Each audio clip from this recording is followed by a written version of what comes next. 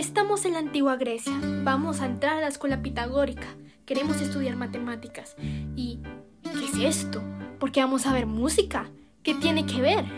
¿Es que acaso las matemáticas nos sirven para tocar el piano? Buenos días, tardes o noches. Mi nombre es Mariana Duarte y este es mi proyecto personal donde les voy a explicar cómo la matemática y la física explica el sonido del piano. El piano es uno de los instrumentos más populares a lo largo de la historia y está presente en mucha de la música conocida desde 1709, que es su año de creación.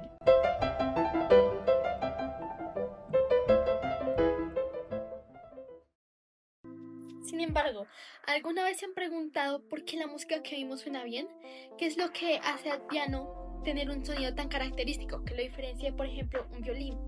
¿Qué es lo que conforma las notas musicales? O incluso en qué piensan los compositores antes de componer una canción. Pues todo esto se puede explicar con física y con matemática. Dividamos en 4 temas clave: el sonido, las notas musicales, los armónicos y el círculo de quintas. Ahora vamos a comenzar con el sonido. El sonido no es la base de solo el piano, sino de toda la música y los instrumentos en general. Además de que es vital para nuestra vida cotidiana, ya que sería muy difícil imaginar una vida sin ser capaces de escuchar. El sonido es causado por la vibración de algún cuerpo. Esta vibración se puede propagar a través del aire, de los líquidos o de los sólidos, y causa un movimiento en las partículas que llega a nuestro oído. Esto el cerebro lo interpreta como el sonido. A esto se le pueden llamar las ondas sonoras, las cuales cuentan con diferentes características. Está la frecuencia, la longitud de onda, la amplitud y la intensidad. Estas a su vez pueden ser representadas con un gráfico como este. Ahora con este gráfico vamos a explicar cada una de estas características. Comencemos con la frecuencia. La frecuencia es la cantidad de oscilaciones que hace una onda sonora por segundo. Esta magnitud es representada en hercios. En esta gráfica podemos ver que en un plazo de 1 segundo hay 5 oscilaciones de la onda, por lo cual la frecuencia es de 5 hercios por segundo. ¿Y qué implica todo esto? La frecuencia, entre más alta sea, va a hacer el sonido más alto, y entre menor sea, será más grave. Por ejemplo, comparemos un sonido en el piano de 440 hercios y uno de 220 hercios.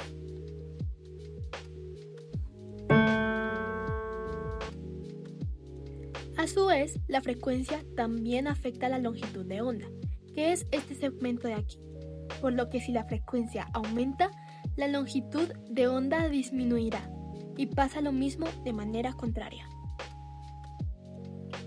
Ahora vamos con la amplitud. La amplitud es esta distancia que se encuentra dentro de la onda. Esto representa el volumen del sonido y está directamente relacionado con la intensidad de este. Esta magnitud se mide en watts o en decibeles, que es la cantidad de energía acústica que se encuentra en un metro cuadrado. La razón por la cual se utilizan diferentes unidades de medida para medir la amplitud es porque con los watts se utilizan números muy pequeños. Por ejemplo, el sonido más bajo que un ser humano puede escuchar es de 10 a la menos 12, por lo cual se optó por utilizar esta ecuación para convertirla a decibeles, que a pesar de lucir complejo, lo único que hace es convertir ese número tan pequeño en uno mucho más manejable. Ya explicadas las características, ¿sabían que la gráfica puede ser explicada con esta función de acá? Hagámoslo más fácil. En esta función encontramos 2 letras, mejor llamadas variables, que podemos cambiar de valor a libertad. Esta representa la frecuencia y esta la amplitud. Ahora veamos cómo la onda cambia cuando cambiamos estos valores. Este tipo de lenguaje matemático se utiliza para representar este tipo de gráficas y parecidas, como estas. Ahora se preguntarán, ¿qué representa la línea en forma de onda como tal? Pues representa qué tan comprimidas o separadas están las partículas afectadas por la vibración. Veamos el ejemplo. Cuando la onda está en su punto más alto es cuando más comprimidas están las partículas, y pasa lo contrario en el punto más bajo de la gráfica. Ahora vamos con el segundo punto, que es donde todo lo relacionado con el piano empieza a aparecer. Como ya sabemos, el sonido es causado por la vibración de algo. En el piano, este algo son cuerdas que son golpeadas por martillos dentro del mecanismo del piano. La frecuencia del sonido que vaya a generar esa cuerda va a depender de su longitud. Ahora veamos cómo esto fue descubierto. Hace mucho tiempo, un filósofo matemático llamado Pitágoras realizó un experimento donde dividió cuerdas en diferentes longitudes y comparó sus sonidos. Con ese experimento descubrió cosas muy interesantes.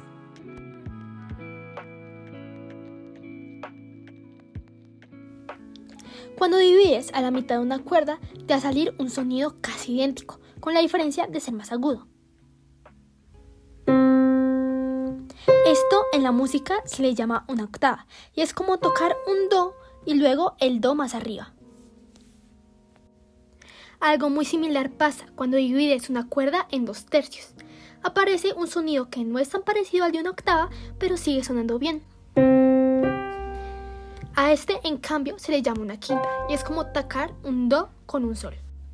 A partir de esto se pueden crear todas las notas musicales. La octava me va a dar variedad de agudos y graves, pero no de tonos, porque a partir de solo dos no se puede crear música. Sin embargo, con las quintas podemos sacar todas las demás notas del piano, quedando así con las notas que se encuentran en el piano. Teniendo esto en cuenta, podemos saber que la longitud de una cuerda cambia la frecuencia del sonido que genera, por lo cual cada nota musical tiene su frecuencia específica, que se puede ver en esta tabla de aquí. En términos de frecuencia, para, por ejemplo, conseguir un La más agudo, toca multiplicar la frecuencia por 2, y si al contrario quieres hacerle un La más grave, toca dividir esta misma frecuencia en 2. En base a esto podemos saber que la frecuencia aumenta si la cuerda es más corta y viceversa. Y con esto podemos saber que la estructura del piano se basa en esto. Es en base a estos conocimientos y otros más que el piano fue creado y fue evolucionando a través del tiempo.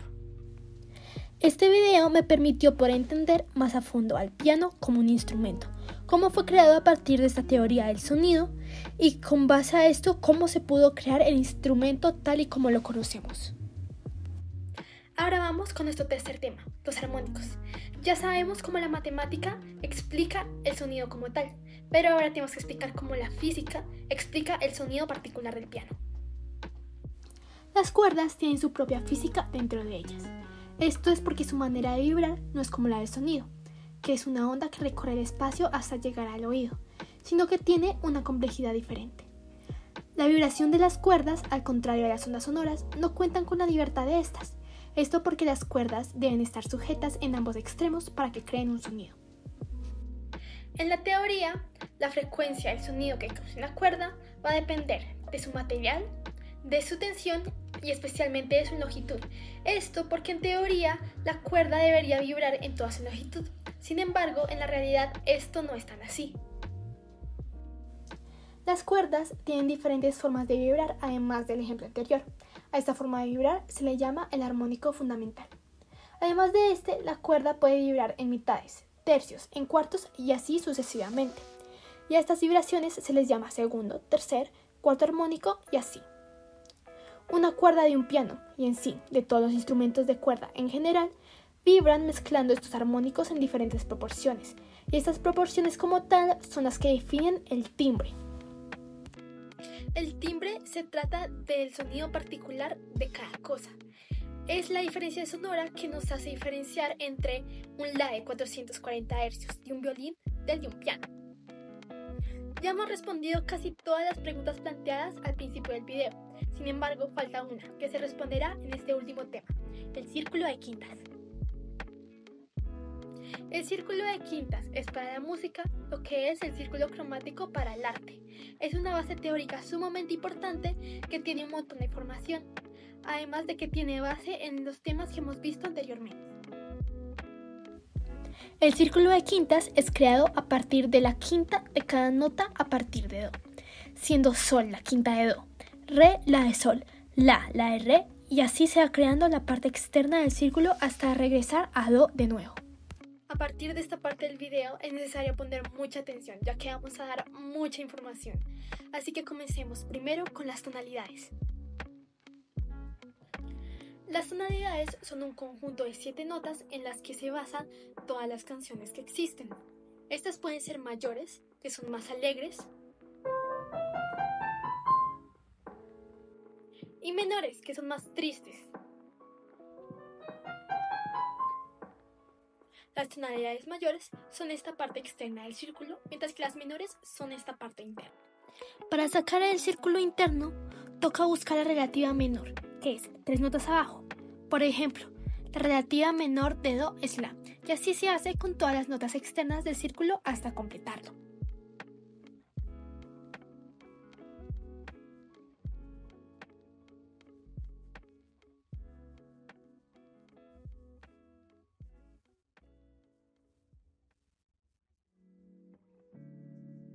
Un sostenido es un semitono arriba de la nota, o sea, la nota siguiente. Pasa igual con el bemol, pero es la de abajo. Todo esto tiene su manera de escribirse en la partitura, por lo que si ves que al comienzo de una partitura está esto, significa que está en alguna de las tonalidades que el círculo diga. Ahora vamos a hablar de la última utilidad que vamos a tratar en este video. Y para explicar esta utilidad necesitas saber qué son los acordes. Los acordes son un conjunto de 3 notas o más que se componen con las tonalidades y se usan mucho para la creación de canciones.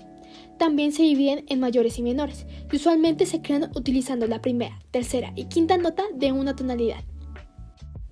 Si creas una canción, por ejemplo en Do mayor, vas a usar claramente el acorde de Do mayor, pero también puedes usar otros acordes que funcionen con la tonalidad. Y esto también te lo dice el círculo de quintas, siendo los acordes los que están al lado de la tonalidad base que usas para tu canción. Pongamos un ejemplo con una canción que conocemos todos, que también está en Do mayor.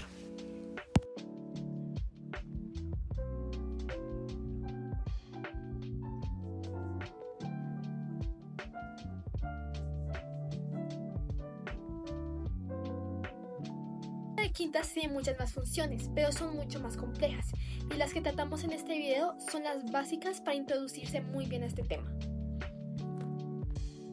Para concluir el video, debo decir que este proyecto fue muy importante para mí, además de que fue muy divertido desarrollar. Este video implicó adquirir muchos conocimientos que son en su mayoría nuevos, como por ejemplo el funcionamiento matemático del sonido, el surgimiento de las notas musicales y los armónicos. En caso del círculo de quintas, yo ya tenía cierto conocimiento previo. Sin embargo, con lo que aprendí en este proyecto, pude entender mucho mejor su base y fue muy bien complementado este conocimiento. Además de esto, este tema es sumamente importante para la música y el piano en general, ya que es la base físico-matemática la que permite explicar esto, y es con base a este conocimiento que toda la música pudo ser creada. En fin, muchísimas gracias por ver este video y esto sería todo por ahora. ¡Adiós!